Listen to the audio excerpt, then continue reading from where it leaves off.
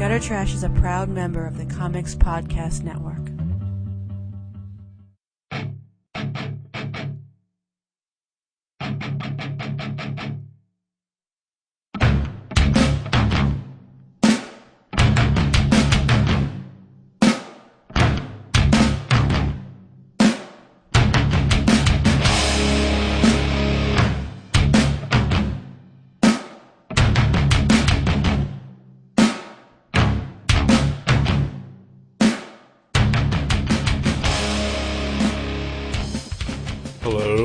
Welcome to Gutter Trash, episode 67, Spider-Man 1602. My name is Eric.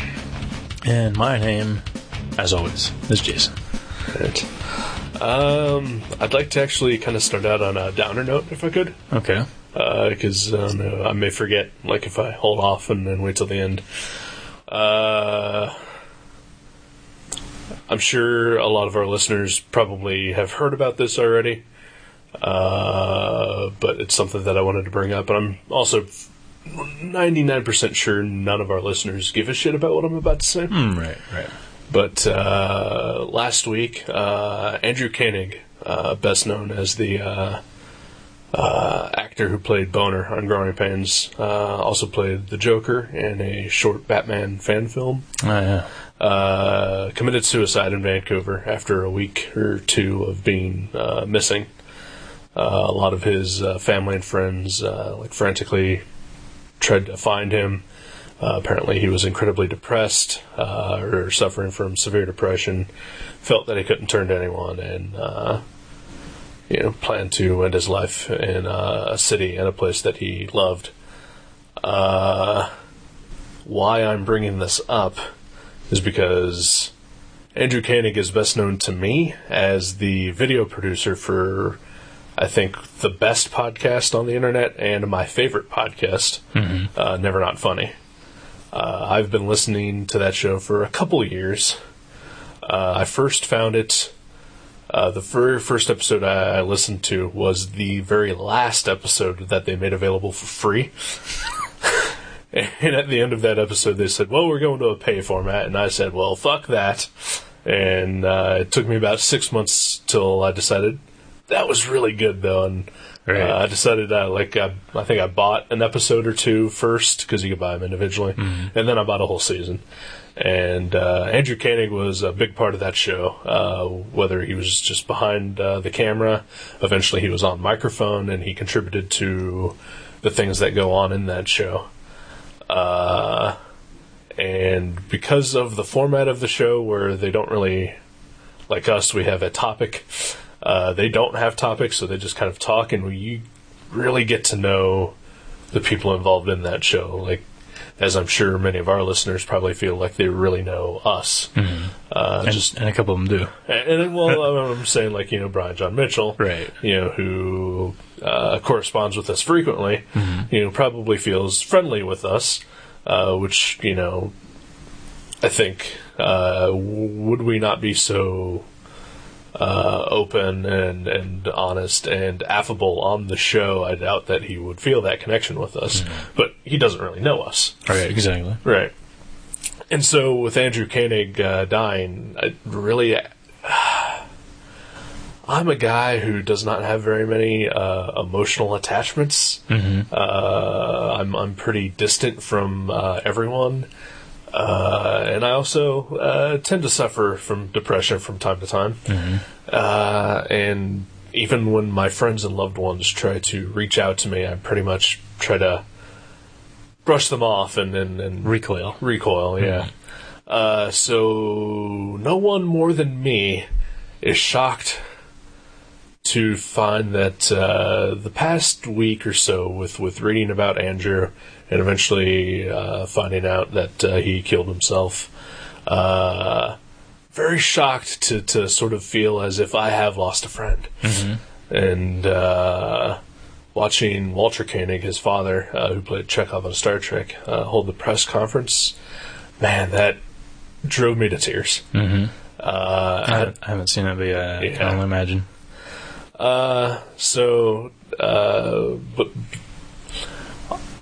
So I'm honestly like sort of shocked with myself because I normally don't care when a celebrity dies, but like I said, with the people on Never Not Funny, I feel like I've had sort of an emotional connection. Yeah, I mean, you listen to them for 2 years, just talk and have fun on a weekly basis. You sort of feel like you know these people. Right. We usually put it on while we're doing drawing night. Right.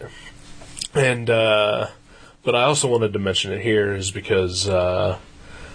When I decided that, hey, we should do a podcast, it was the influence of Never Not Funny and the Crankcast, and I think Tom versus the JLA at the time.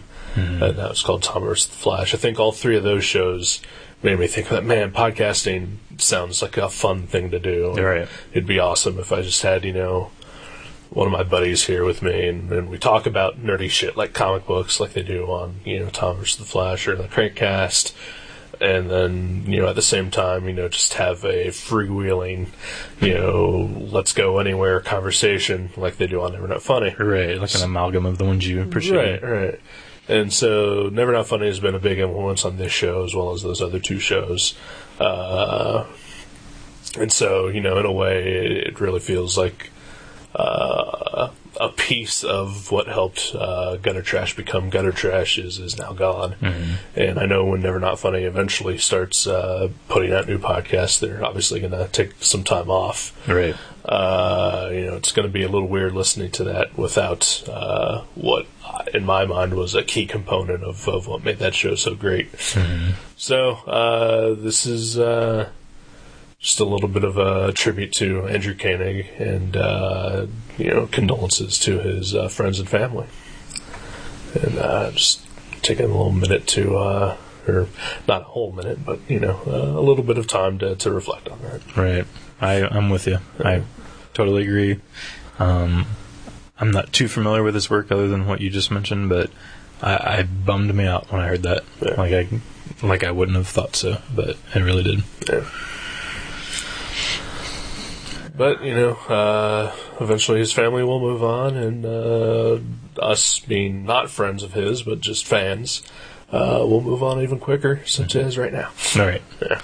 Welcome to the show. Welcome to the show. Sorry to start that on such a downer, but like I said, I was probably going to forget if we just started going in. And I agree. I feel like that should have been said, because, like you said, that show, I think, is what we listen to every week. We don't really listen to any other podcasts anymore together, right. At least. You probably do at work, but... I do, quite a bit. And, like the Crankcast, I've sort of dropped off of listening to. What was it called? The Car Guys, I think, on NPR. Oh, yeah, that's right.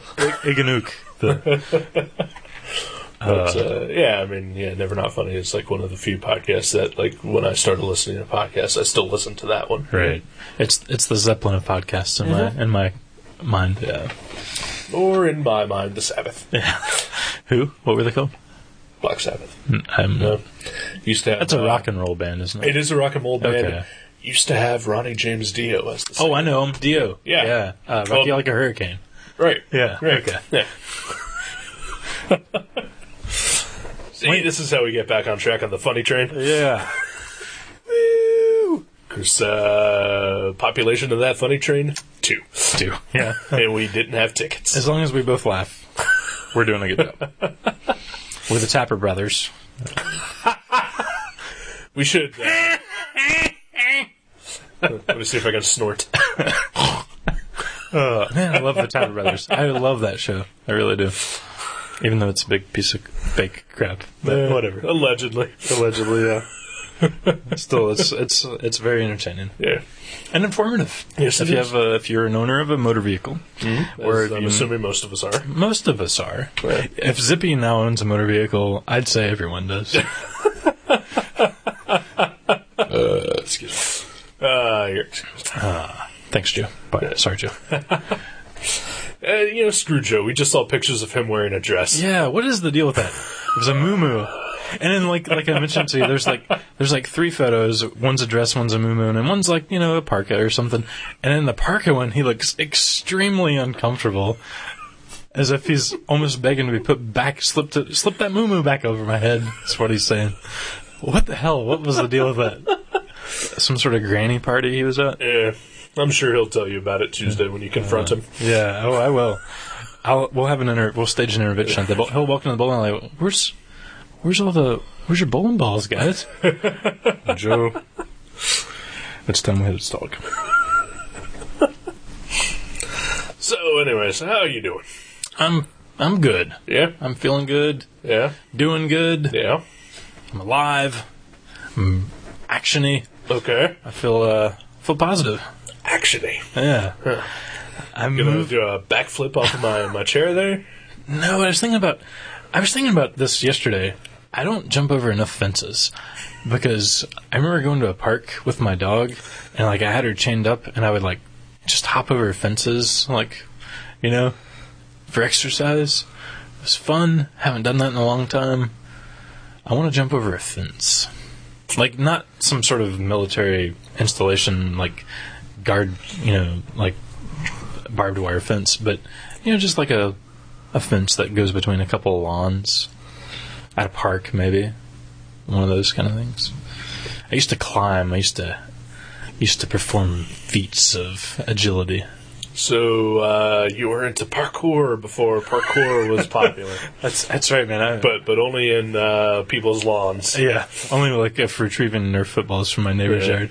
Jumping, you'd bounce off the fence onto the roof of the shed.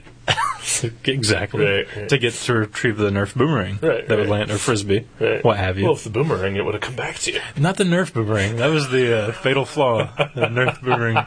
Because we had one of those, and we would throw it, and it would just go on the roof. We were like, huh.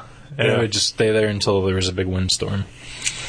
It's, I don't know if you ever saw this, but whenever I would go to the Air Force Museum, there would be a guy standing in that big entranceway, before you get to any of the exhibits that just have this huge open area. All right. And there'd be a guy standing there and have these little cardboard and paper airplanes that he'd throw around and then do spirals and flips and everything like that, and oh, that's so awesome, and you buy one and take it home and throw it and it just breaks in midair.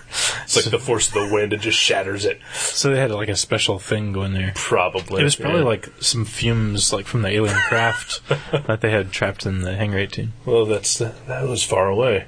The Air Force Museum is in Riverside, Hangar 18 is in Fairborn. Oh, okay. Yeah, that's right.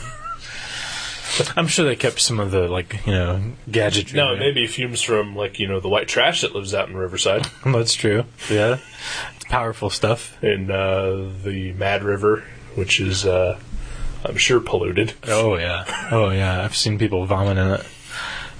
And swim in it. Same people, same night. Same time. Yeah. Local references. What about Carl Day? You guys love Carl Day? I think he's dead. No, he's not. I don't think so. No, I think he battled cancer. I think he battled it twice, but I think he's retired now. He was in a horror film. Did you know this? No. The Manson... it's sort of a horror Manson film. family? Manson family, yeah. Yeah, he played a newscaster, not by the name of Carl Day, I don't believe, but... Well, that's a stretch. Yeah. Well, he's not a pro actor, but he did his best. Was it Jim Van Beber? Yeah, Jim Van Beber.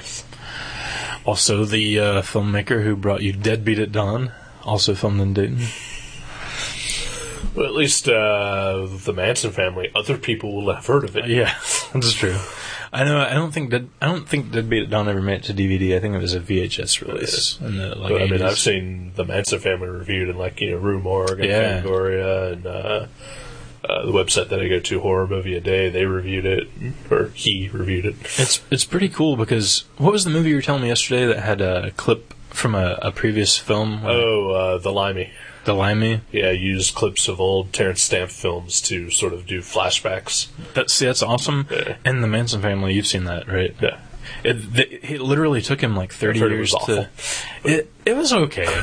It was okay. I watched it. It took 30 years to film it, to complete it, and he literally had footage of these people in their mid to late 20s, on the Manson family camp or whatever. Right. And then 30 years later, he finished the film, and he did it in such a way that it was one of those Where Are They Now things, where they're like talking to the camera and it has their name on the bottom of the screen, and they're like obviously 30 years older, right? And then like they're like, yeah, and then we did this, and like they would cut back to this footage of them doing that in their like 20s, and it was really neat because he didn't mean for it to take that long to film, right. But it happened in such a way that it made a really interesting, unique film going experience. Interesting. Yeah, it was kind of cool. Interesting, indeed.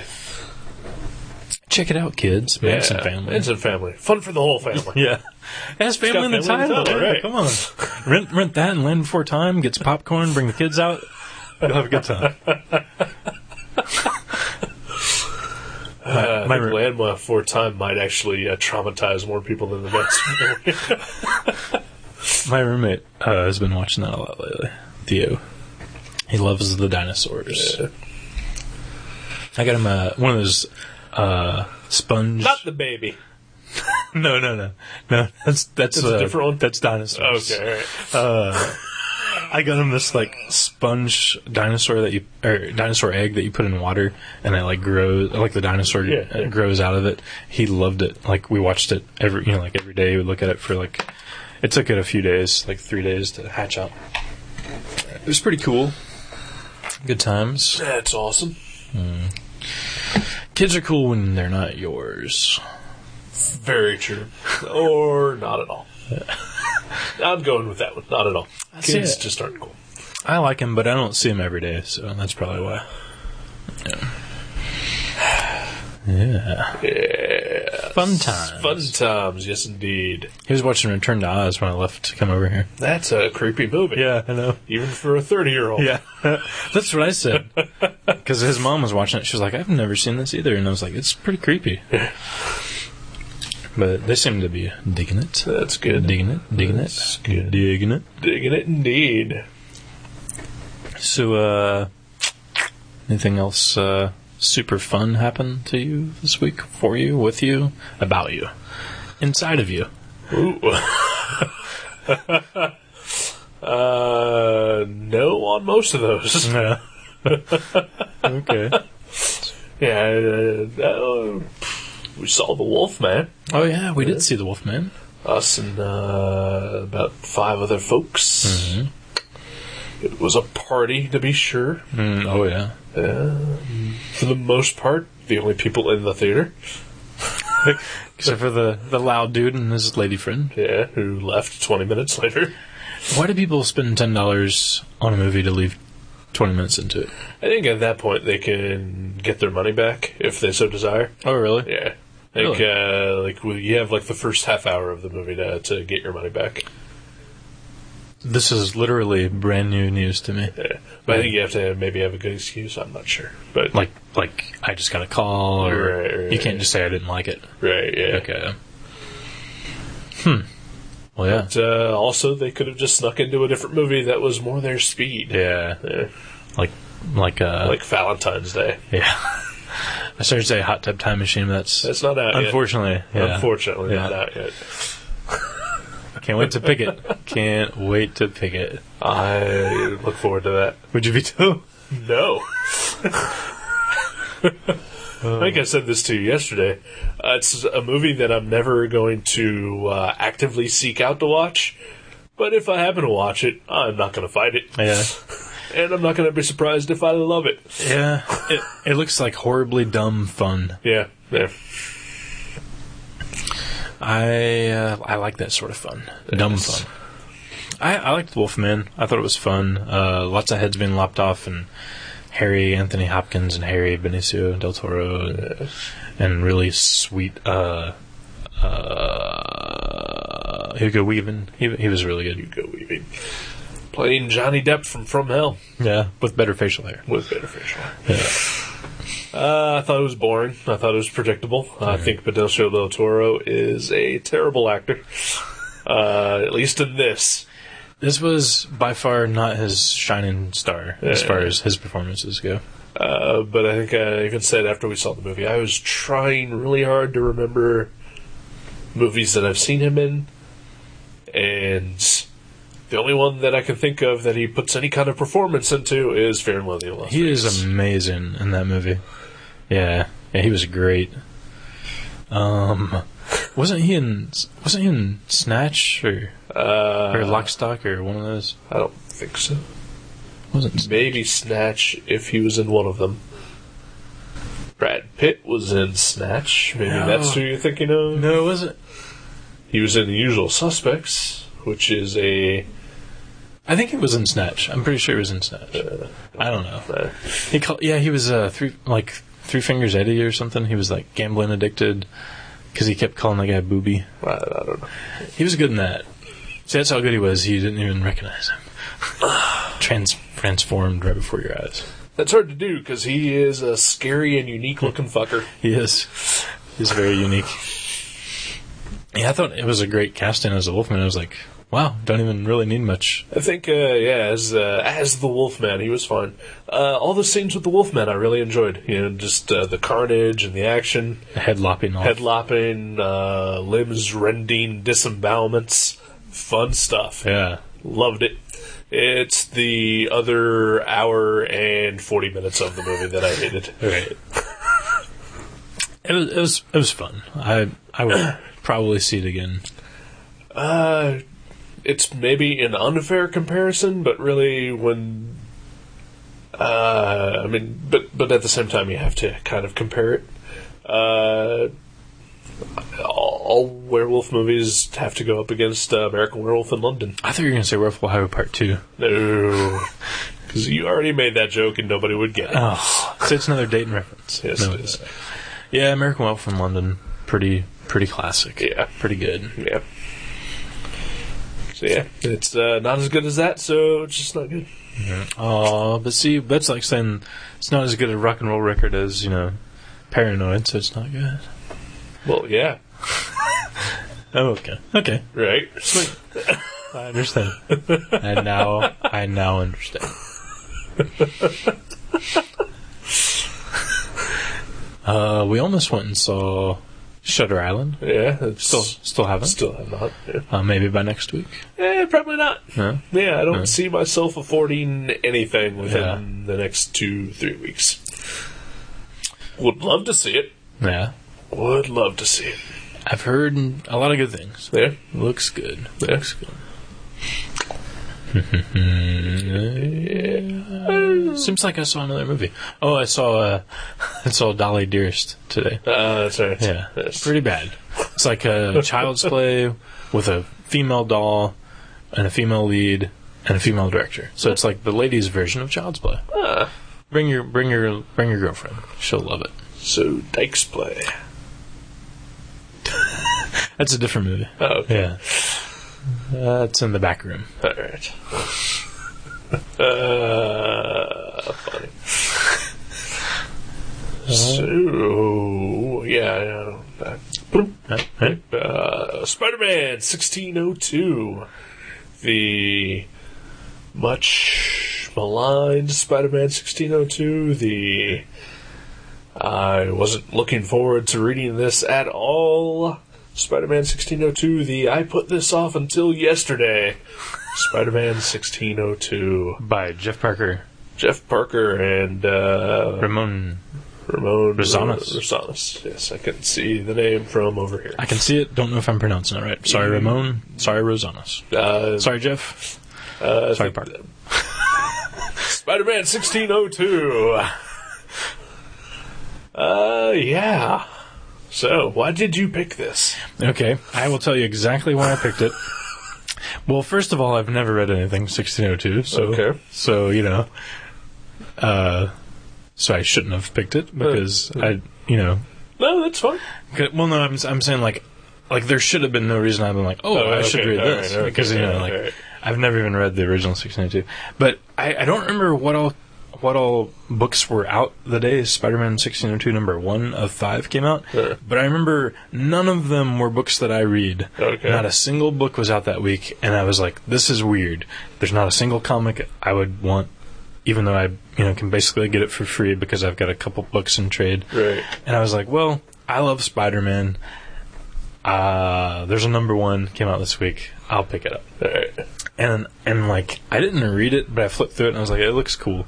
And I just kept buying them all until The fifth issue came out. Yeah, and I remember I sat and read them all around a heater because our furnace was out, and this was in February. It was freaking cold. There's a space heater and me and a dog and a cat all snuggled up, and I read all 5 of them in a row. It was pretty adorable. That's quaint. Yeah, it was. It was nice. I think there's been 1 or 2 instances where I've gone to the comic shop and nothing I read has been out. It's an odd feeling. It is. And, I don't know, is it just like an OCD thing, or is it guilt, but you always wind up buying something? Yeah, you're like, well, you almost feel like, or at least for me, I'm like, well, maybe this is a sign, there's something here that I don't know that I should be reading. You know? Right, Yeah, like, there's something for me every week that I enjoy. I remember one week in particular was a week that my girlfriend had broken up with me. And she broke up with me on a Tuesday, and so you're kind of in that funk, but you think, well, maybe Wednesday I'll go to the comic shop and buy something that'll keep my mind off of my troubles. Right. And nothing. There was nothing. I think I wound up buying Streetwise. Oh, yeah. The autobiographical tales. Yeah. Like Jack Kirby. Jack Kirby has that story in it. Yeah, it's fully pencled. Yeah. Yeah. That was pretty cool. good. It was good. That's a good week to get dumped. Yeah. Nothing else out. That's always a weird feeling to just, nothing. Right. Nothing. But yeah, you always want to buy something. Mm-hmm. Whether it's good or not, I don't know. So, was this good or not? I expected it to be somewhere between tolerable and okay. Uh-huh. I ended up fucking loving this book. I think it's in my top 10 favorite Spider-Man comics I've ever read. Wow. Yeah. Which is weird, because usually I don't like historical pieces, like stuff set way in the past. Right. But I do love when they play with the mythos of a superhero, and they, change, they have the same characters, but it's slightly off. Yeah, like Elseworlds books and stuff like that. And What If. Yeah. And, so the recipe was there, and I loved it. Well, as listeners of this show will know, last week I almost vetoed this. Yeah. That's how much I was not looking forward to reading this book. I had zero interest. And then kept putting this off. I read the first issue 4 times, just because I'd get through it, and halfway through, I just fuck, and I'd close it and then put it away for 2 days. Right. And so finally I'd forced myself yesterday to read it all the way through. Just rip off the fucking Band-Aid. Do it. Yeah. Yeah, I liked it a lot. Yeah? Yeah. I really thought you would. I mean, like I said, I picked it before I had read it, but after I finished reading it, I was like, this seems like something Eric would dig. I'm glad I picked it. I mean, I have my problems with it, but for the most part, I really enjoyed it. And, like you said, it's I always love an Elseworlds. Yeah. Just where something about, it's the characters we know, it's the characters we love and we're familiar with, but there's enough different about it that it makes it interesting. Like Da Vinci as Batman. Right, Yeah.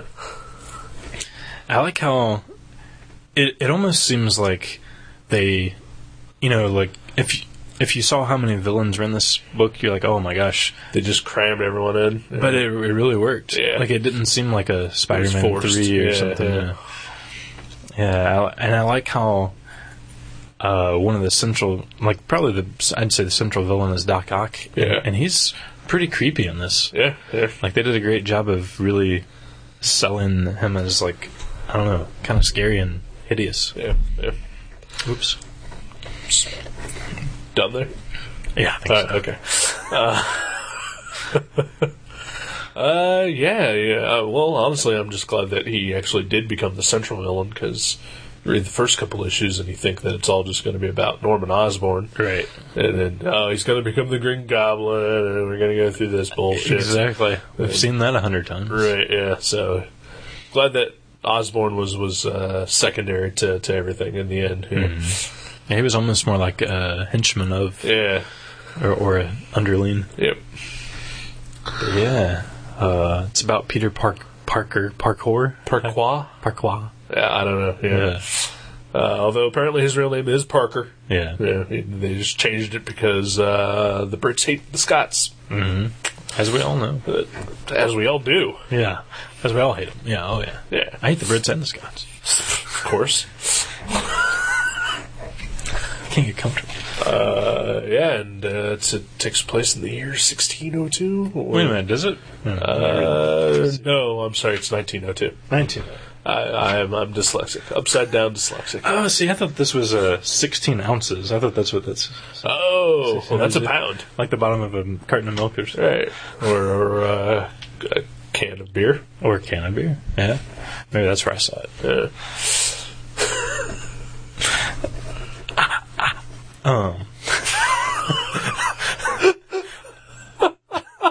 I've got that weird wintry dry skin. My legs just keep itching. But so yeah. What would you like to tell the listener about this fun comic? Peter Parquois is in the colonies, as they are known, working as a press boy, I think. Yes, yeah. He works for the local town newspaper run by... whatever J. Jonah Jameson's name is. Right, I think it actually was just Jameson. Was it? Yeah. Uncovers a conspiracy by the ne'er-do-well American traitor, Norman Osborn. That bastard. He's not American. He is still an Englishman at heart. You can't trust that haircut. How many times do we have to go over that? And plus, it's a mullet this time. Yeah. Can you imagine that haircut as Norman a mullet? Osborn with a mullet. Come on. Seriously. Who trusts that? Nobody. That's what I needed to do with my mullet. Get the Norman Osborn on top. I do not condone any of this. Anyway, he uncovers the conspiracy. Norman Osborn gets captured, but not after killing Peter Parquois' love interest. Some chick who can change shapes. Marianne or something, what was her name? It's Virginia Dare. Virginia Dare, yeah. Dan Dare's cousin. Sure. Yeah, she can turn into antelopes and birds and stuff. Cats. I think she even, in a flashback, turns into a dinosaur. Yeah. Oh, yeah. There are dinosaurs. Mm-hmm.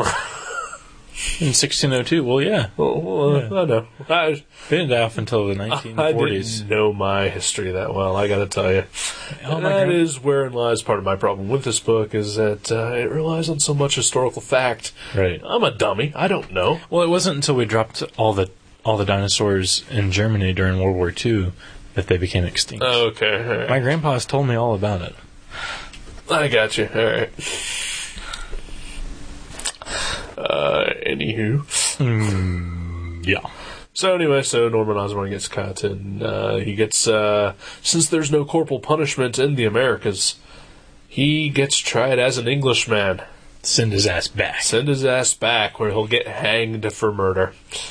And they ask Peter Parquois, outed as the Spider, his name in 1602. The Spider. He's not the Spider-Man, just the Spider. Just keeps it clean and simple. Yes, they ask him to escort Norman all the way back to England, to the old world. And that's really where the adventures take off. Oh, yeah. And then, boy, do they. Do they ever. Boy, howdy. Yes. Cross-country over the Europe.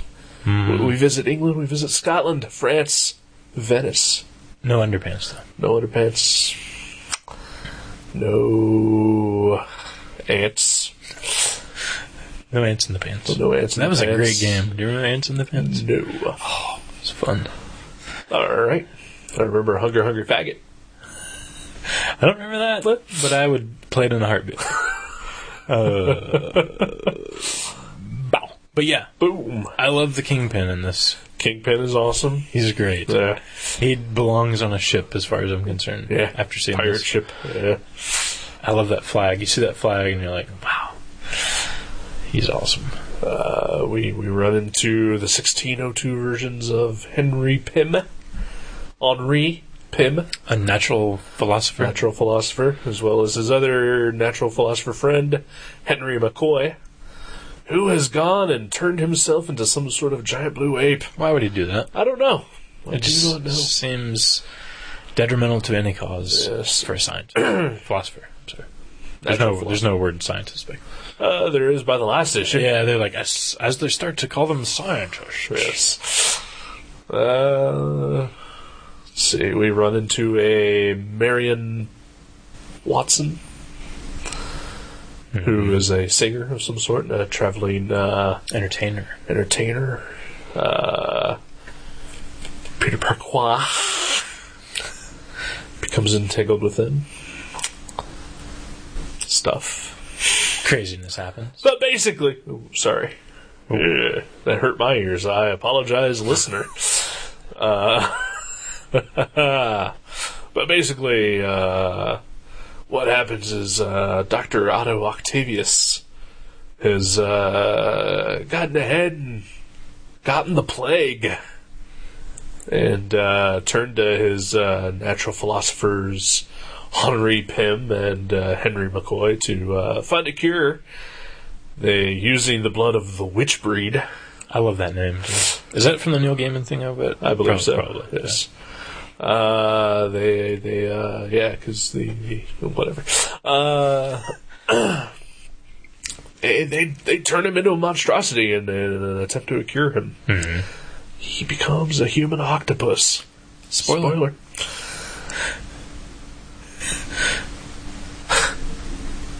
And then other things happen, and there's chaos, and it's fun. Yeah, it is fun. Yeah. I think that's the key to this book. Yeah. Because, it doesn't linger and get all bogged down with, the dialogue of turning it into a soap opera, which they could have easily done. Yeah. I mean, there's dialogue. It's not just fight scene after fight scene, but... Yeah, it just kept really fun. Yeah. I think the story just moves and characters come in and out and bounces around. We get some cool concepts. It's in different countries, for crying out loud. Right. Yeah, that's awesome. We get, like you said, a ton of Spider-Man villains. Mm-hmm. 3. Yeah. 5 if you count Bullseye and Kingpin. Although, is Bullseye more Daredevil? Yeah, he's more of a Daredevil. But he's a villain, and he's in a Spider-Man book now. Yeah, it's true. And, we get the Lizard. Mm-hmm. We get Dr. Octopus. We get the Green Goblin eventually. We get to see the Beast. We get to see Giant Man. We get to see the Wasp. And these are old versions. Hundreds of years old, people. Hundreds of years old. Different than anything you've seen before. If you're tired of Brand New Day, this is even a more Brand New Day, even though it's an older day.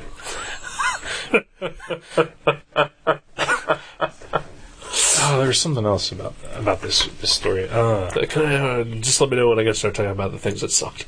Okay. You can go ahead and talk about some things that suck. No, go ahead and find what you're going to praise here first. I love how creepy Doc Ock's henchmen are. They're very eyes wide shut, like those creepy masks from Eyes Wide Shut. The plague doctors. Yeah, that's what those are. Plague doctors. Plague doctors. Plague doctors. Yeah, I just thought it was really fun. Like I said, I like when they take the superhero mythos and they do something a little different with it. And I don't mean just have somebody great draw it, but tweak it somehow. Right. I think that's what the superhero market needs, because they're fine characters, they're just stagnant and redundant for the most part. Yeah, indeed, definitely they are. So I always like a different take, a different take. I like a different take on some of the characters, Well, that was Mexican Canadian, yeah. Mexican Canadian. I like that. That sounds like good food, actually. Probably. It's like some poutine, gravy on your burrito. Yeah. So, did you hate the binding? What did you hate about it? The lettering. No, I hated the ending. The ending was odd. Yes, I didn't hate it, but it was odd. Oh, I hated it a lot. The Captain America thing? Or just, Yeah. First of all, kind of a ripoff of Superman Red Son. Oh, really? Okay, I haven't read that. And, even though that's a Mark Miller book, Grant Morrison wrote the ending to that book. Mm-hmm. And it's awesome. Jeff Parker is no Grant Morrison. Well, he's a Jeff Parker, though. He is a Jeff Parker. This is the first thing I read by him, so I'm not going to sing his praise, but I hear he's really good. Mm-hmm. Would have loved to have read something else as my first time out reading something by him, but this turned out to be pretty good. He's in Agents of Atlas, right? Agents of Atlas. Like he's written a few graphic novels that he's self-published. Okay. I think now he's pretty much writing everything for Marvel that Bendis is not. Or Brubaker. Or DNA. Or Peter David. DNA? Dan Abnett and Andy Lanning. Oh, okay. Abnett and Lanning. Oh, DNA. I like it. It sounds like a TV show with Mr. T. Or Dan and Andy, actually. I was thinking of TNT. TNT. Yeah. Isn't that... It's Dynamite. Well, of course it's that. But, no, that's Tropic Thunder, I think I'm thinking of. The TV show with Hulk Hogan and Jack Lemmon's son. Ooh. What is that? Is that like a reality show or something? No. This was an action-adventure television show where Hulk Hogan and Chris Lemon, I believe his name is, were boat cops in the swamps of Miami. Wow. I'm in. I want to see it. Get the DVDs at the library, somebody. Oh, it sounds amazing. Riptide meets WWF. Wow. But, the other thing that I really hated about this book, and it's why it took me 5 tries to read the first issue. Mm-hmm. Apparently you have to have read, at least for that first issue, everything else related to 1602 beforehand. Right. Because there's dinosaurs. What? There's dinosaurs. They're referring to things that happened. Mm-hmm. Characters are in it that apparently mean something if you have read any of the other stuff. Right. Yeah, bullshit. Now, admittedly, issues 2 through 5 work perfectly fine on their own. Mm-hmm. And you do need the issue 1 to set up 2 through 5, but issue 1 needs 5 other miniseries to set that up. I felt like there was a few things that were fuzzy, but it didn't seem to me like a detriment. It just seemed like I thought it was a total detriment. Really? Yeah. I just felt like it could have been better if I would have known, what happened in the other series. But it didn't seem to take too much away from it for me. But I know what you're saying. It did feel a little hazy reading the first issue. Yeah. I think from the get-go, any series should be able to stand on its own. Mm-hmm. And so, for that first issue, at least, to rely so much on what had previously come before. Right. That just... At least they gave us that flashback on the first page, the 3 paragraphs, here's, who these characters are. But they couldn't really spell it all out. Right. And then that little brief blurbs. Those brief blurbs. Bleef blurbs. Bleef blurbs. It's otherwise, like I said, issues 2 through 5, work perfectly on their own. It was a fun story. Yeah? It's cool to see all those characters interacting together in ways that I'm not used to. Like Henry Pym's Doc Ock's sidekick, right, or a slave or whatever, right. And Peter Parker's just, going all over the place, looking, It's not so much a sad sack as he is in his normal comics. Right. He's just trying to find work and, make ends meet. Not so much the sense of humor that he usually has, but, he's definitely more confident in what he does and stuff like that. Right. It's a good take on the character. I like... Huh? Oh, no. Yeah. Does it make you want to read the other 1602 stuff? Not at all. Yeah, me neither. Yeah. It would make me want to read, like, if Jeff Parker does a Captain America series, I'd be curious. I might check it out. But, yeah, it doesn't make me want to go back and meddle with the old stuff. Yeah. I don't think Jeff Parker wrote any of the old stuff. No. Neil Gaiman. And who wrote the Legends, or whatever it's called? Legends. 1602 New World or something. Greg Pak. Okay. Yeah. Neil Gaiman wrote the first one with that guy I don't like. A Kubert? Yes. Yeah. And there was a Fantastic Four one that I also had no interest in. I forgot all about that. Yeah. Of course, I don't care anything about the Fantastic Four, so why would I know about them? Exactly. You hate them. Can't stand them. Hate them a lot.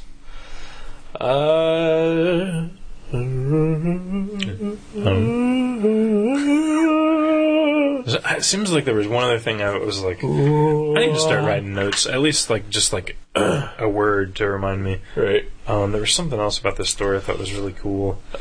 Spider-Man's cock. Spider-Man's cock was bigger than I expected. But the leeches. There's a lot of leeches in this book. Yeah, that was cool. That was kind of funny. They were bleeding him, and he was a little woozy. Yeah. It was just cool. It was just fun. The lizard. Something about him. I couldn't tell you. It was probably just some like piece of dialogue I thought was great. Let's talk about the dialogue. Oh yeah, let's do that. It's written in the way I guess people think that people talked in 1602. All right. Which honestly is a lot like what Chris Claremont thinks people talk like now. Yeah. Yeah. Just wordy and flowery and yeah. A lot of superfluous. I just wanted to make that joke. It failed. I'm sorry. Oh no. I was too busy searching, but yeah, I can't find it. I like the panel layouts. I like the simplicity of the art. I think it's not too fancy, but it really works. I think the art's great. Yeah, it's good storyteller. Very good storyteller, very solid. But he's got his own style. I think he's really good. I'd like to see more from that guy at some point. Hopefully, in something that I actually have an interest in reading. Yes, yeah. Perhaps a Hellboy or something. I don't know. Who knows? Because he can do that Doc Ock. That's what he kind of reminded me of, like a Hellboy villain, like just like how he's all shrouded and he's got tentacles and he's got these weird sidekicks with masks. And that's weird that you say that, because when the reveal is made and then we see what Doc Ock looks like underneath all those rags, I thought, God, Davis should have been drawing this. Yeah. I could see that. No offense to Ramon. But, Guy Davis is already doing his own 1602 series. It's called The Marquis, and it's awesome. Has he finished that yet? No, but I think the next graphic novel that he's doing is coming out sometime this year. Okay. Cool. At least there was a preview of it, I think, and maybe not, I don't know. He's working on some graphic novels, and they're happening. He's doing it. He's out there in the world. It. Kicking up dust, doing BPRD, doing The Marquis. He is awesome. Let's talk about Guy Davis. Yeah. How great he is. He's a good Sandman Mystery Theater unsung hero, I tells you. Yeah? Yeah. People need to love Guy Davis more. He's great. Baker Street. Not a very good comic, but beautiful. Mm-hmm. BPRD, of course, you mentioned. What else has he done? Zombies That Ate the World. Yeah, that looks hilarious. I think it's finally over, isn't it? I think so. Apparently that was a book he did for some sort of French publication. Zombies? Yeah. Really? Yeah, it's just being published here in America for the first time. Huh. So it's a couple of years old. That's how he's able to do 2 books a month. Yeah. He doesn't. Exactly. That's how we do them, too. Yeah, we don't. Yeah. That's how we do 1 book a year. But not at all. Yeah. That is true. That's how I do a 6-page story that I've been working on for 3 years. Not at all. You find something that works, and you stick with it. That's your method. That's your method. You've adopted it. I'm nothing if not consistent. It's integrated into your very being. All right, 1602. Last words, final parting shots. Take your hits in while you can. Take down Jeff Parker. Gets my seal of approval. That's funny because there's a seal on the cover. It's true. There is. Wow. Yeah. I dug it. Fuck. I dug it. I'm glad you did. I hope other people do. I'll recommend it. They're doing a hardcover of it that comes out in like April or May, but I don't think we're even going to order those because the Marvel hardcovers just kind of rot on the shelf unless it's like, Civil War or The Siege or something. And actually, I didn't even do a Civil War one, but unless it's something huge, Deadpool. Like, if Deadpool was in this, maybe we'd order that. I'm going to wait until there's a soft cover. That's what the kids buy. But yeah, I think it's good. Happy times. Maybe it's because those same kids don't realize that they get 25% off of all hardcovers, all the trades, and graphic novels all the time. Really? At Mavericks Cards and Comics, located at 2312 East Dorothy Lane in Kettering, Ohio, 45420. Come on inside. Get yourself a deal. Excellent.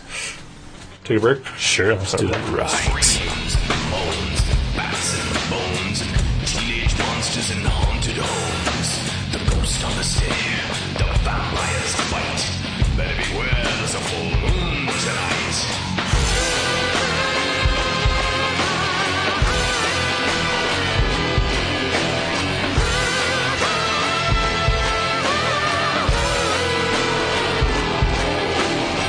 Cannibal spiders creep and crawl.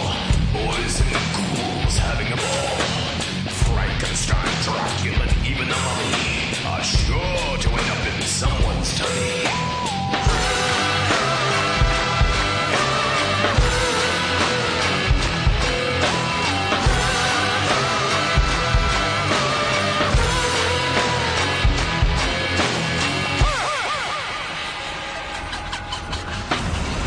Take a fresh rodent, some toadstools and weeds, an adult old owl and the young one she breeds. Mix in 7 legs of an 8-legged beast, then you're all set for a cannibal feast.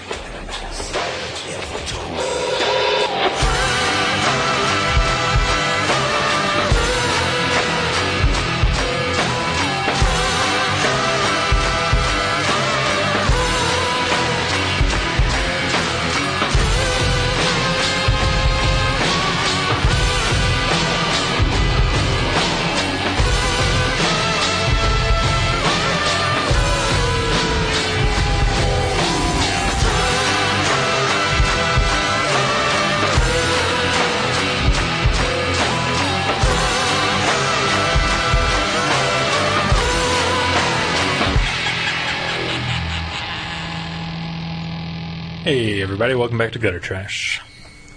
Howdy. Hey. Pardon me, I say. I Cheerio, say. old champ. Welcome. Chip. Chippery, welcome to the new world. Oh, yeah, creepy. Oh, never mind, we're done talking about this. No, go for it. There was creepy imagery with the bodies that Norman Osborn hung on the docks to scare the sailors away. Yeah. The plague to... he did the creepy shit with the Smallpox blankets. smallpox box blankets, mirroring the history of our own beautiful land. Yes, our wonderful, perfect America. Yeah. 4th of July. Yay! Fireworks. We're good. We're good people. Hot dogs. Chuck E. Cheese. I want to go to Chuck E. Cheese. I can't imagine that that's true. You said that yesterday, and I'm like, it seems like one of those things, like, once we got there, you'd be like, why did I want to come here? Now, admittedly, if I go in there and there's like 100 kids running around, yeah, I'm fucking turning around and going. I don't care who's with me. Fuck you all.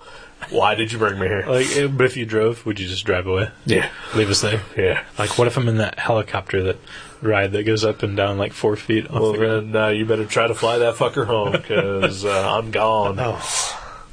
But, yeah, I think if we went there and there was, like, not a ton of people there and, like on a Tuesday night or something, yeah, I want to go. Well, I don't think they put out the animatronics every night. I don't care. I think it's on the weekends, yeah. I want to play video games. I want to eat bad pizza. I want to play skee-ball. Okay. I want to win tickets. I know she said... I want to jump in the ball pit. See, they won't let you do that unless you're a certain age or size or something. My girlfriend, Kathleen, went yesterday with her best friend who has a 1-year-old or a 7-year-old or something, somewhere in there. A something-year-old. Yeah. She can't drive yet. I don't believe it. So 15. She's about 15, and she wanted her birthday party there. All of her high school friends were there, wearing tiaras and doing blow in the bathroom. And she said they only had 4 skee-ball things now. Like, they used to have a whole row of them, like 10 or 12 when I was a kid. They only have 4. And so she said usually there was like 3 or 4 kids there, so she didn't really get to even play much skee-ball, that's a bummer. You remember when the kids used to run up the skee-ball ramp and drop them in the $100? Were you that kid? No, I was not that kid. Me neither. Sorry. I played fair, and I never got any tickets. By the rules. Oh, really? Yeah. I barely got any, but I saw those people doing that. I was like, sir, and I use that term loosely, I would rather get my 1 ticket than to get my 7 and get them your way. Right. Fair play. That's all you. You are Mr. Terrific. Mr. Terrific, yes. That's me. That is me. But you are indeed correct that, if we went there and there's just, fucking dirty little shits running around, yeah, I'm out. Yeah. But we go there, it's not busy, and honestly, this is true for every place. Yeah. I go to a grocery store and it's crowded, I walk out. I can't go to a Waffle House unless there are less than 3 people there. You go to a Rolling Stones concert and there's 10 people, you leave. Yeah. What the fuck? Too many. How did you guys find out about this? Hey, best concert I've ever been to. There was only 4 of us there. Yeah? Which one was that? Dr. Chud. Wow. Oh, that was here in Dayton, Ohio. Yeah, at Jags. That's cool. 4 people. And he played his heart out. Oh, he fucking went for it. And it was awesome. That's cool. That's very cool. Dr. Chud. Dr. Chud, formerly of the Misfits. Doing it for the kids. Doing it for me. Yeah. Really. You and 2 buddies and the 85-year-old bartender lady. Right. They used to work there. Do you remember her? Yes. She was at the bar that Pat first played at with Black Wolf Fight. Oregon Express. No. The one in Centerville. Yes. That's right. Over there, not the phone booth. I forget what it's called. Fox and Hound? No. It was weird. Like, she had this, I wouldn't say I was attracted to her, but I was like, this lady is like a sexy 65-year-old lady. Like 40 years ago, she would have been really hot. Yeah. I was like, this is odd. I don't quite understand this. Yeah, it was weird. But good times. There's some good clubs in Dayton, or there used to be. There used to be. Yeah. Yeah. And unfortunately, they're all going belly up. Yeah. We got Blind Bob still. Okay. But there's not. I've never been there. Not a lot there. Mostly because I don't like music anymore. It's the sound of it that you don't like? Yeah, pretty much. Yeah. You're fine with the way it looks and smells and tastes. Yeah. The tactile sensation. Yep. Okay. Just that whole auditory. Yeah. Can't do it. Right. Can't. I'm with. That's my least favorite aspect of music. Yeah. It's the auditory sensation. I like the CDs. I usually just buy the CDs. I play with the booklets. I open the hinged case over and over. Throw the disc away, though. Yeah. No, you can still use that disc. Really? Yeah. Here, I'll demonstrate. Yeah. You take a disc, right, much like this. You turn it to the shiny side, and you just play with it in the light. Look at all the refraction, the colors, look how it, like, you know, it's iridescent. Yes, yeah. If I held it up close to the light, it would probably make a reflection on, like, the walls or the ceiling, and you can, like, follow that around. You know what I'm thinking, too? Huh? Coaster. Also, right. yeah. Fruit Cat beverage. toy. Cat toy. Frisbee. You see that thing rolling down the stairs, the kitties will come running. Fuck yeah. Wow. You can, yeah, like I said, Frisbee, you can toss it around with you and the buddies in the backyard. You can make a sci-fi film. That's your spaceship right there. Right. Or you can make a movie with Pam Anderson, and this is the weapon that kills people. Really? Was that Hellraiser 4? 3? Hellraiser 3? No, I saw a movie one late night where it was Pam Anderson as like a tough-as-nails cop. That wasn't something 2020, was it? No. What was that? I don't know. Oh, okay. But, like, the finale, her big face-off with the bad guy, she takes a CD and she throws it, and it, like, embeds directly into his head, and he dies. Wasn't there a Cenobite with that same ability from, like a later Hellraiser? Like I don't know. I've third or never fourth? seen the first two. I think his name was, like, CD Head or something. It was horrible. I think it was the third one, because that was all about... There was a heavy metal band in the third one, like a club, heavy metal club. Right. Yeah, I'm pretty sure that Clive Barker only had involvement with the first two. That would probably be why this one was horrid. Yeah. Yeah, it was awful. First two scared the shit out of me. I don't know if they scared me, but they were awesome. I can remember where I was when I watched both of them when I was little. And, yeah, one of them was at this house in Kentucky. Freaked out in the middle of the woods watching Hellraiser Part 2 with my cousin. Huh? It was fucking scary. Yeah. I was at home with my mom. Still scary? No? I don't get scared. No? Yeah. Oh, I'm going to scare you someday. Are you? Yeah. Someday. I'm going to save it. So till you at least you're not expecting it anymore. Buddy, white as a ghost. Alright. Well, you know, there was already a corpse on my doorstep this afternoon. That's true. So, you know, it's not, if that didn't get me, That's nothing true. will. Yeah. My suspicion it was the neighborhood kitty that you've befriended. Yeah. Have you let into your house? He was offering you a little gift, a little offering. Offering, I yeah. guess would be the word. Maybe. Haven't seen him in a while, though, so who knows. Yeah. Last time I saw him was the week before Christmas, when I had just gotten the Farscape Complete series on DVD. Maybe this was your in the mail belated. from Amazon. Not from him though. Not from him, but from Amazon that I ordered. Maybe this was your belated Christmas gift from the kitty. From the cat. Yeah, could be. Could be. Old dead bird on your floor mat. Yeah. It was pretty cute. You gotta admit. Unless the bird just flew into your door and died there. We could have done that. Not quite as cute. Right. Tragic. Or it could have just died up in the rafters where they usually try to nest, and like, I don't know, thawed, and so it finally just fell out. Right, that's true. Some sort of weird disease. It does seem weird that it was directly on the welcome mat. The welcome mats Yeah. that I've only had for like a week. See, I think it was a gift. I really do. My cat brought me a bird. I think I told this story. Yeah. Yeah, I think they do that if they like you. So you got a friend out there running I've the got a friend neighborhood. somewhere. Yep. My landlord used to have a cat. Her name was Digit. And she was fucking evil. Meanest little goddamn cat in the world. You could pet it for like 2 seconds and then it would just turn on you. Yeah. Feral. But it loved me. Hated me. But loved me. So it would scratch you? It would try.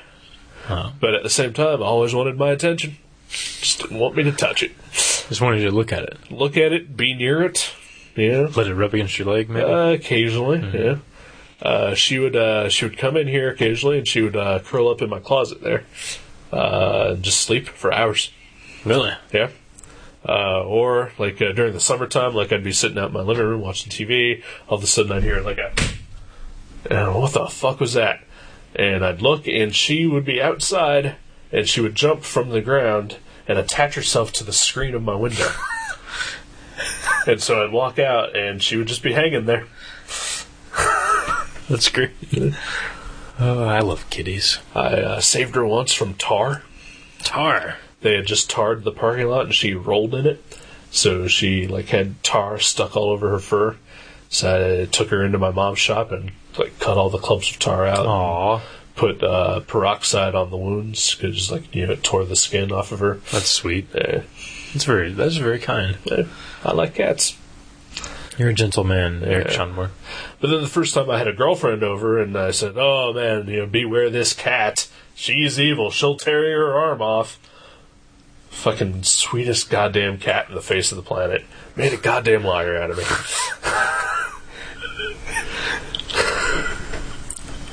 Maybe she just turned over a new leaf. Yeah. But she used to bring me birds. She used to bring me bats. Really? Yeah. Bats. See, that's a home from tough work cat. one day, bat on my doorstep. That's a tough cat if they can catch and kill a bat. So she's out at night prowling. Yeah. Wow. Yeah. That's awesome. Sadly, she has passed on, but yeah, she was awesome while alive. Even though, again, evil. Tore my arm off.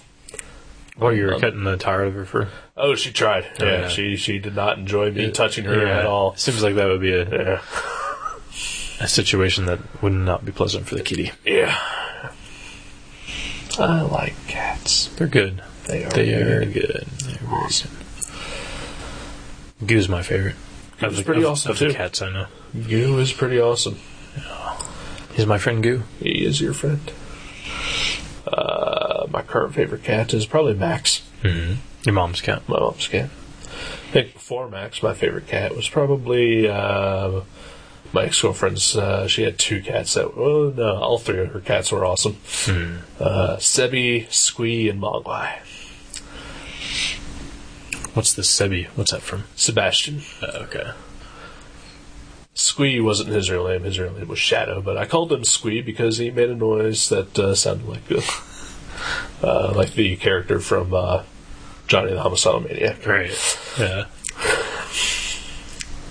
That's awesome. Oh, yeah. Oh, I miss my kitty. I want to go home and pet him. That was weird. I was thinking about my cat. I really was. I was showing his picture today when I was at Matt Brassfield's apartment watching the horror movies. He hasn't seen Goo in many a moon. Yeah. We used to live together. He used to live with my cat and I. And I showed him pictures of Goo in his cauliflower boxer's ear right now. Yeah. His ear's all curdled. And he was like, "Aw." I was like, "You should come visit him." Yeah. He said he would. It is sad. He doesn't seem to notice or mind. So Still. Yeah. But like I saw him a couple weeks ago, and I remember you telling me like when the thing happened, and you had mentioned that they said that his ear might be forever deformed, Right. But like you said, you were treating it, so I just assumed that everything was normal, Right. But no, it's just deformed. Yeah. I know. I almost wish I wouldn't have put him through the ordeal because I like rubbed this gunk in his ear twice a day and gave him pills in the morning and in the evening to like remedy it. Like it's like antibiotics and things to. And and he hated that. Oh my gosh, he didn't really mind me squirting the crap in his ear and rubbing it in, but he hated the pills, man. I almost wish I would never have done that now because it didn't really help. So, or it may have helped slightly, but Probably stopped infection or something like that. So. Could have been that. Your cat could have been dead, and it would have been your fault had you not given it medicine. then I would have felt extremely bad, and I might not be. You're a dick. Yeah. I tried to kill my cat. Alternate you is a dick. The Elseworlds version of me. In 1602, I would have killed that cat. There was no medication like that back then. Yeah, but just rest assured that in the future they would have made Captain America. Oh, wow. Wow. Captain America. I see a series that's going to make us rich. You're kitty. Captain America. I like it.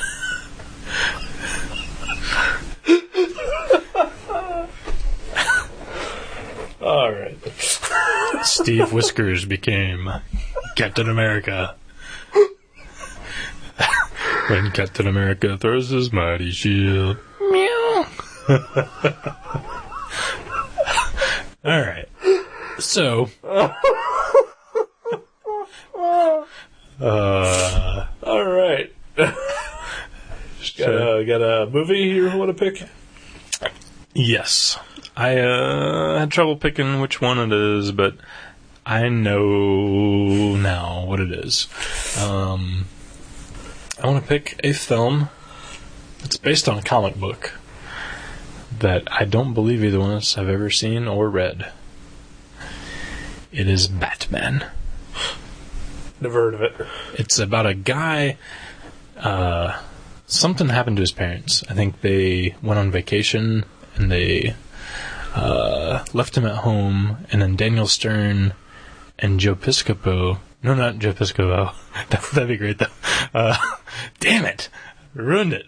Okay, it's not Home Alone. It's not Batman. It's Whiteout. Vito.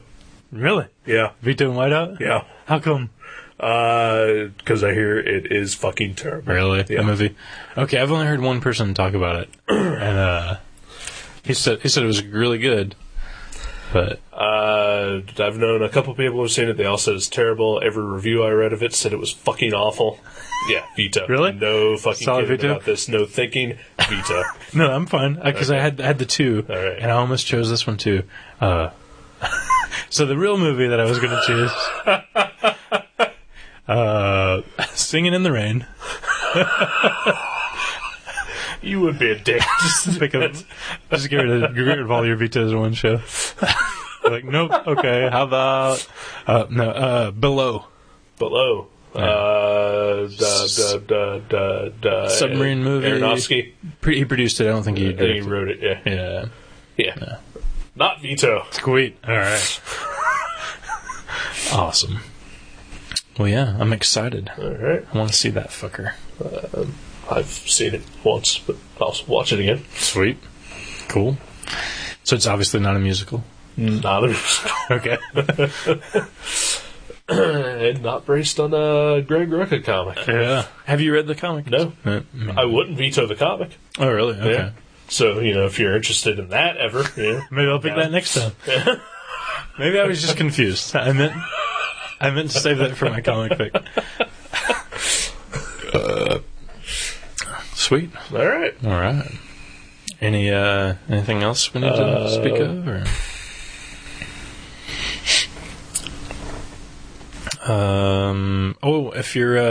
If you're a fan of the metal, let me put this out there. Mouth of the Architect, a band from Dayton, Ohio. I thought you were going somewhere else with that, but okay, sure. We could do your metal thing too. Okay, whatever all right, that is. A band that I really like and I've supported for over the years. Bought all their albums and tried to give them good word of mouth. They are breaking up after their current tour, And it's your fault. and it's all my fault. Because they're like, why the fuck is this guy promoting us? They're like, this is bullshit. we don't want to be associated with him or his, or his podcast. his nerdy shit. Yeah. No, but they're playing in Dayton, they're playing in Kentucky, they're playing in Columbus, they're playing in the Midwest, and then they're gonna hop on this European tour. So Taking a boat over. taking a boat, the underwater train. Going to the old world. If you're in Paris or One of Barcelona, them be a powder monkey. if you want to be a powder monkey, if you want to be a powder monkey, contact Charles Atlas, care of Powder monkey. Powder Monkey. Oh yeah, okay, duh. Did you read 1602, everyone? Apparently I didn't. But yeah, check them out if you're in the Midwest or if you're in some other country next month. At least Paris. Yeah. So someplace else, maybe. I know they were in Barcelona. I think for some reason I'm thinking they were going all over, Germany, Italy, just all over.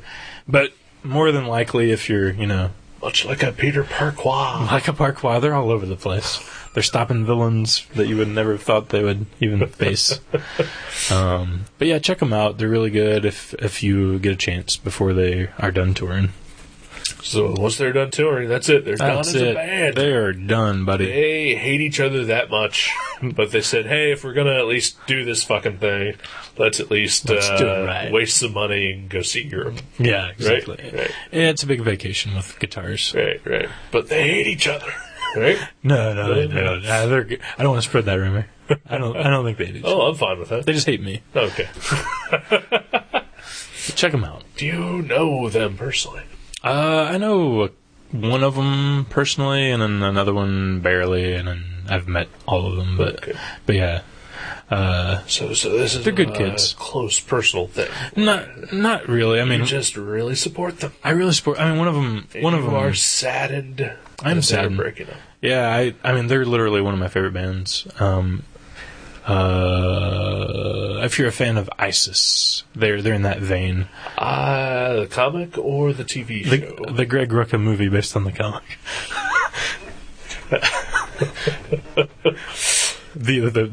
the band, musical. But yeah, they're so talking good. Egyptian gods. I think the Egyptian god was based on the band. Okay. Based on the band. What was your metal news? Oh.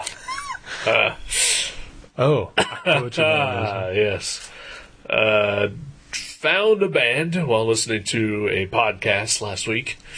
They have a YouTube video. I've posted this video on my Facebook page. So if any of the listeners here are friends with me on Facebook, I've got it there.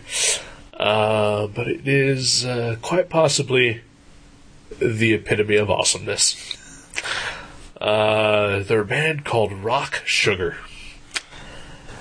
And they do live mashups where they take one song and they mix it with another song, but they actually play them, so it's not like, like listening to like a DJ. Right. They are an actual band. The song that they have on YouTube, which they've actually made a video for, at least they made the video for, because they have a couple of other songs on YouTube, but it's fan-made stuff. Right. Just like taking the audio from their album. Montage of imagery. Right. But the band, or the song that they did is called Don't Stop the Sandman, which is a mashup of Enter Sandman by Metallica and Don't Stop Believin' by Journey.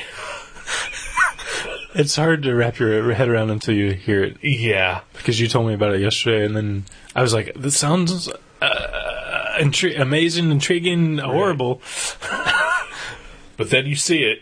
And you live it. Yes. That is pretty much the only way to say that. Yeah, you live it. You experience it.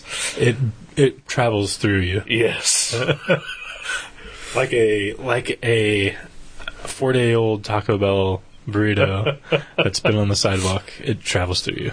And yeah, I am with you on this one. You need to see it. You need to hear it. It's pretty good. Yeah. That's pretty much it. I just wanted to, get a little metal news out there. Metal news. Wow. New segment? Yeah, new segment, metal news. Sweet. Maybe we'll get a Ouija board and contact Cliff Burton next week. Wait. Oh, one more thing about Rock Sugar. Found this out. The lead singer of the band is also a very well-known and active voiceover actor. Did the voice of Wacko Warner in the Animaniacs. Really? The little one that wore the red hat and spoke with an English accent. Okay. Yeah. Really? Yeah. Well, that explains how he is able to change his pitch, and because he does they do some Queen. Yeah. And what was it? Queen with Motley Crue. Motley Crue. Yeah. What was it? We will kickstart your Rhapsody or something like that. Oh my gosh. That was. We will rock you, kickstart my heart, and Bohemian Rhapsody. Pretty amazing, but not as amazing as Don't Stop the Sandman. Yeah, if you only have time in your busy schedule to do one, right? Don't Stop the Sandman. Yeah, good stuff. Yes, indeed. Spread the love. Spread the love, and let us love on some movie that I forgot. Whiteout, starring.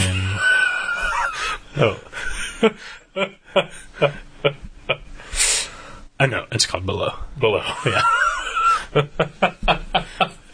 Alright, yes. Huh? I'm good. All right. Later, kids. See you.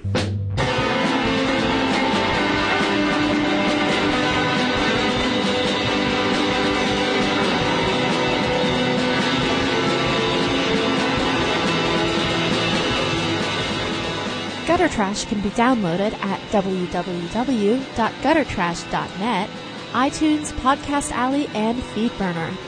You can also find us at myspace.com/guttertrash_net, seanborn.net, and buyerbewarecomics.blogspot.com. Contact us at eric@guttertrash.net or jason@guttertrash.net. Thank you for listening to Gutter Trash. We'll see you next time.